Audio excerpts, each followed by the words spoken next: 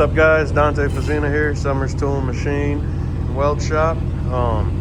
Doing a new update on my mobile welding setup.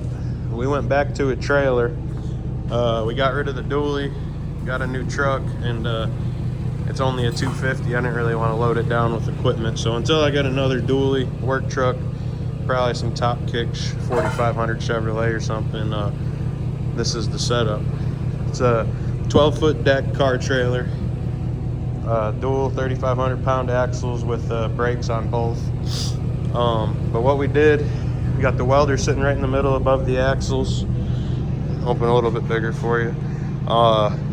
Made a little lead rack on the end for it, you know, positive and negative leads.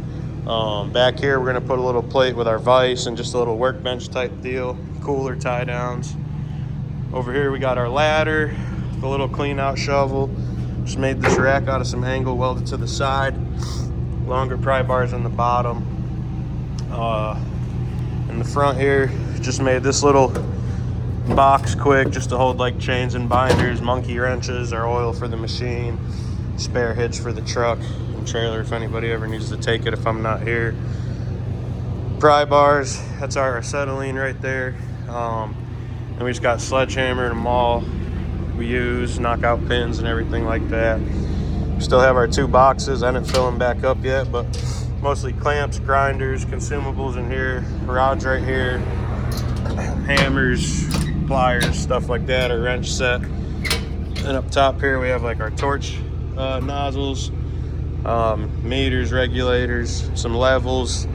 Keep just kind of like some hand cleaners, fire extinguishers up here, all our torch stuff and more like clean stuff that ain't gonna be covered with grind and dust.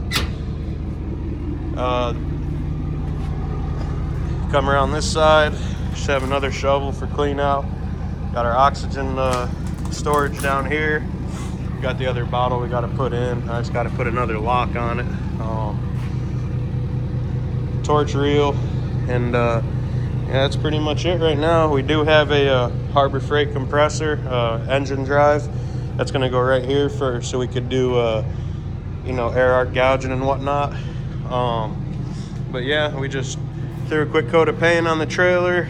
It's a little cold out, but I wanted to get something on it just because there's a lot of road salt and everything out, and we got to go out and weld tomorrow. So the last thing we got to do is throw some lights on it, and that's pretty much it for right now.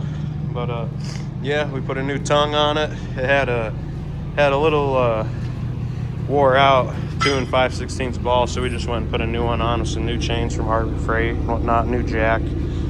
But yeah, that's the setup. Let me know what you think about it. I think it looks pretty good. We may do another box right there on the front. Never have enough storage on these, really. I mean, we'll be putting stuff all over here. Also on the other side, we're going to be doing a material rack, you know, anything like long bars we need to put up there. So that'll all do pretty good. Trying to think, make sure I covered everything, but I believe I did. The welder, it's a Miller Big Blue 500 Pro.